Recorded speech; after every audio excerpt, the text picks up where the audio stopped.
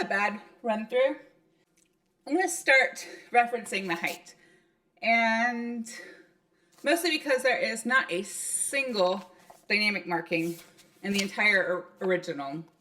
And I think it's meant to be pretty simple. And the height edition does more or less what I did instinctively, which is kind of keep it around mezzo forte. But I think I want to keep a lot of the dynamic changes a little bit simpler than he does. Like some of these I like. There are a couple sudden ones that I'm not sure I agree with. I think I might like it better with it being a lot more organic and a lot more, I don't know if relaxed is the right word, but I don't think there should be very much that is jarring or surprising or that jumps out from this one. So I'm going to write some of these in. There might be a couple I'm just going to skip, but I'm going to write most of them in and then make changes as we go along if I feel like it needs changing. But I feel like a lot of these are quite instinctive, following the line up or following it back down. He wrote in also staccatos on all of the articulated notes. And then it looks like a lot of the time he opted for accents on, like every time we have an eighth and 2/16. See, I think we're almost done. Yes. I'm leaving out all the accents he wrote in because I don't really want them. I don't really want anything accented in this. I feel like tenutos are going to be more appropriate, at least for my vibe, especially since I'm not taking this super fast. I'm also not writing in his breath marks because I want to place my own. There's an odd tempo, second line from the end, but did he write in a writ? He did not. So I'm going to assume he meant it like here, here-ish. I'm going to put it above the staff because I've done so much below, and then odd tempo here. Cool, so that gives us a good amount of information to start with. So I'm going to go back to the beginning. So this time I'm going to put the metronome on just to help myself keep things even. I think I did a pretty decent job that time of saying, keeping my tempo steady, but I want to keep it on just for a bit.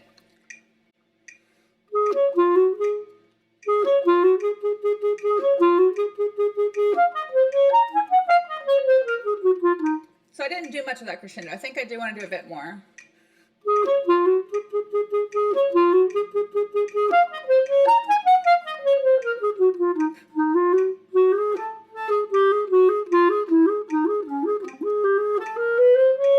And I do want to take that breath. We're not that fast, and even when we do get faster, I think there's plenty of room for that breath in the third line.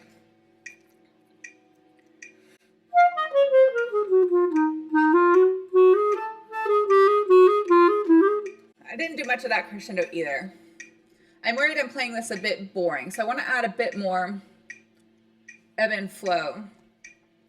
But I don't want it to be, I don't think there's anything in this one that should be super startling or super jarring. So it should all be kind of gentle and natural.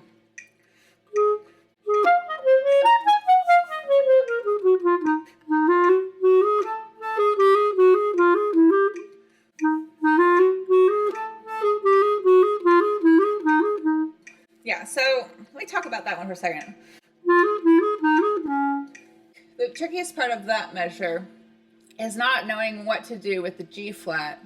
I feel like you can do either. If you're a clarinetist, you can do either first finger F sharp or the chromatic fingering F with the two side keys, thumb F with the two side keys. Where I get tripped up is this interval change here from the B flat back down to the E flat. So that I want to make sure I clean up.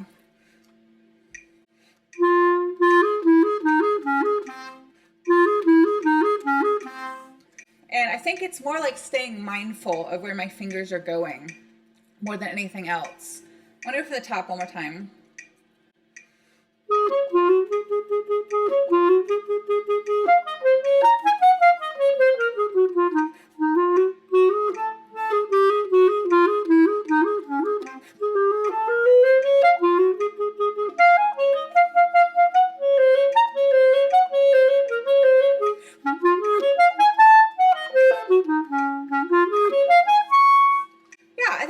nicely. I like that phrasing.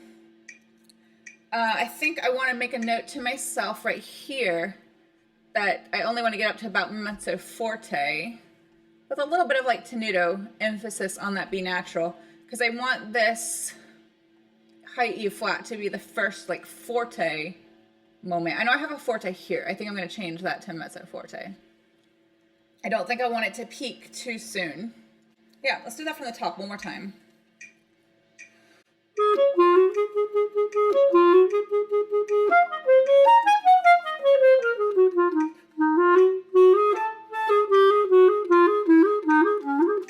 I didn't do that very nicely. I think the first time through I did okay, or it's possible I played a wrong note and I played an E natural and that's why it felt easier. I'm gonna have to tidy up that marking there because I don't want to get confused about what I mean when I get there. It's just about this connection right there.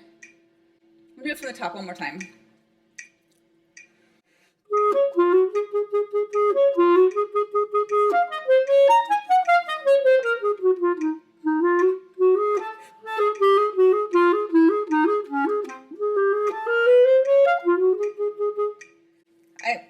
That was better. I didn't like how I placed or paced that one breath.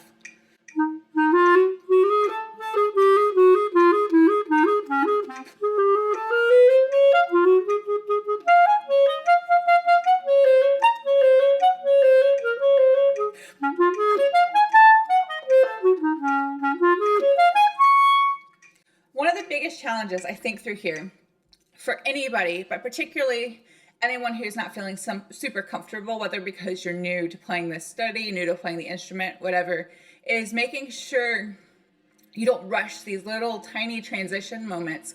Anytime we have the 8th and 2/16 quaver and 2 semiquavers, or where we have like kind of an octave break, like in the first measure of the 3rd line, where we have this rest, there's a little bit of time to let that transition happen. And it's almost like if you're exactly on time, it's going to feel rushed or compressed. And it's really better to almost delay it just a tiny bit, just a little bit, so that that feels more natural.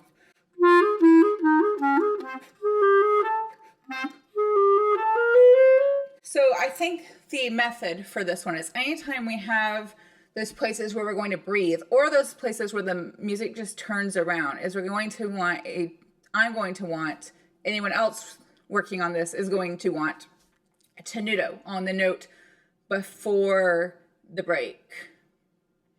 Or if not a tenuto, think about giving it just a little bit extra length so that it doesn't sound chopped. I am very bad about this. This is one of like the weaker spots in my playing, and something that if I don't stay on top of it, it's really noticeable. And that is making sure that any note before like a change in direction, or any note right before a breath, is not truncated, is not shortened and clipped, and therefore is not pretty. It needs that nice, like that rounding, that's slight extra length. The extra length is not really extra length. It's more just making sure I hold it the appropriate amount of time, but I need to think about it as if it's extra length so that things balance out. So I'm going to go back to the beginning, and I'm going to practice that with the metronome because I don't want things to get too out of time, but I should, if I'm doing it correctly, that should not line up exactly, but I should be able to recover quickly. So do that one more time.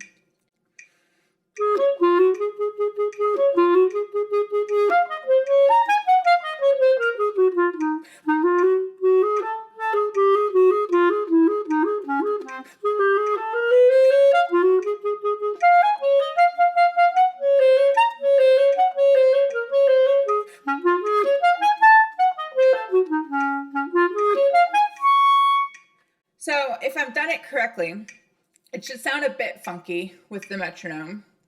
But when I take the metronome away, when I'm performing it, so I would be prepared to play it for them with this phrasing, and it would, it should flow nicely, and it should sound musical.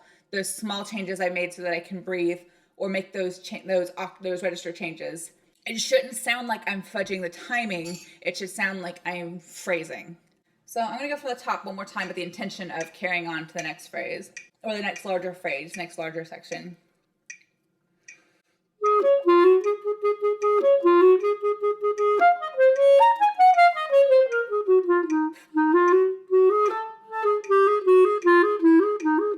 I messed up that fingering, but it's fine.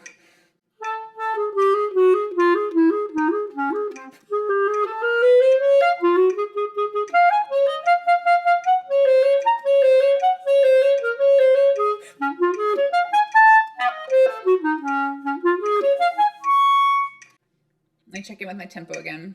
I'm going to pick it up 2, 3, 4, beginning of the 5th line after the high E flat.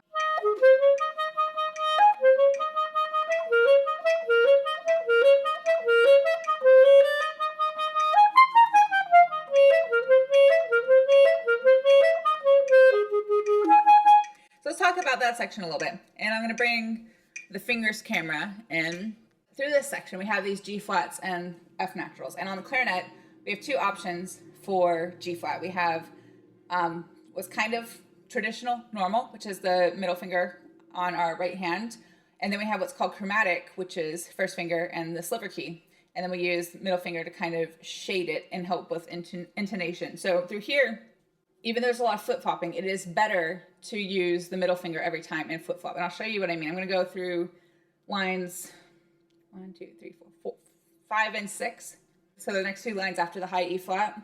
I'm going to play it the way I've been playing it and show you what I mean.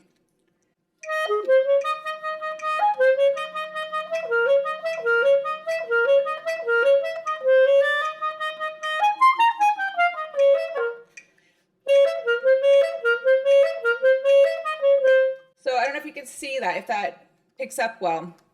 It doesn't look ideal, but it's better than the alternative. So I'm going to do it again, and I'm going to attempt to use the chromatic fingering.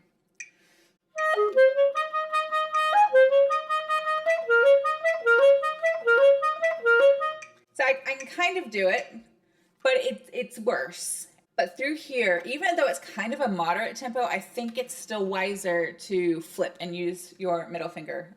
So I'm going to do that little section one more time with the metronome.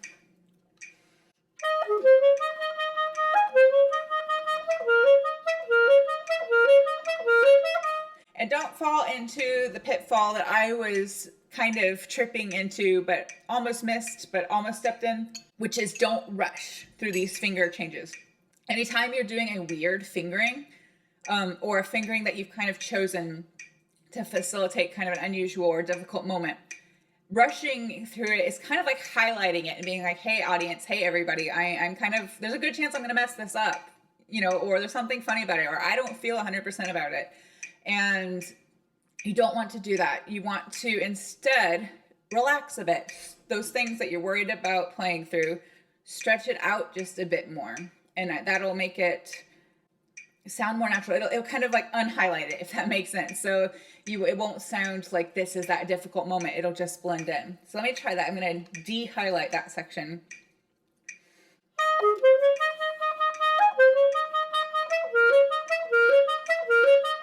So if that doesn't work, if you find your thinking is just like too much on that tricky moment, then rather than just thinking about like de-highlighting it or de-emphasizing the difficult transition or whatever it is, maybe instead highlight something different.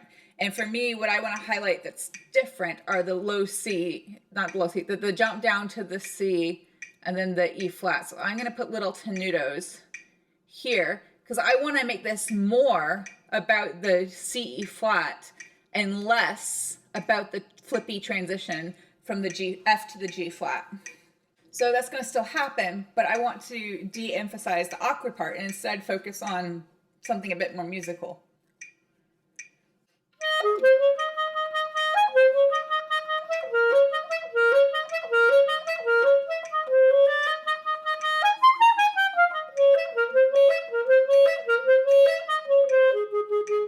I also think I'm going to put a breath here, maybe. When I get faster, I don't think I'll need it, but I think it would be handy to have that there. So I'm going to go back to the beginning of what I'm kind of calling section 2. Section 2 for me is starting in line 1, 2, 3, 4, 5 after the high E flat quarter note. So let's go right from that second larger section.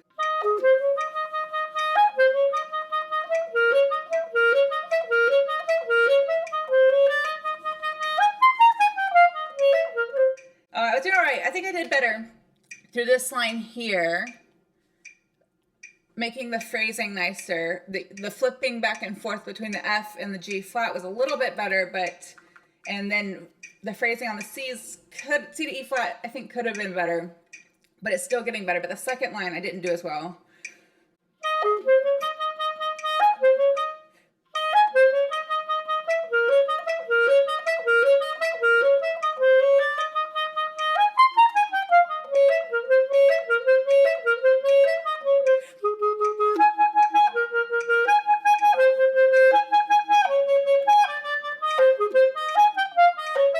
I don't want to rush that. So I want to make sure that these notes don't push ahead. I'll do that section one more time.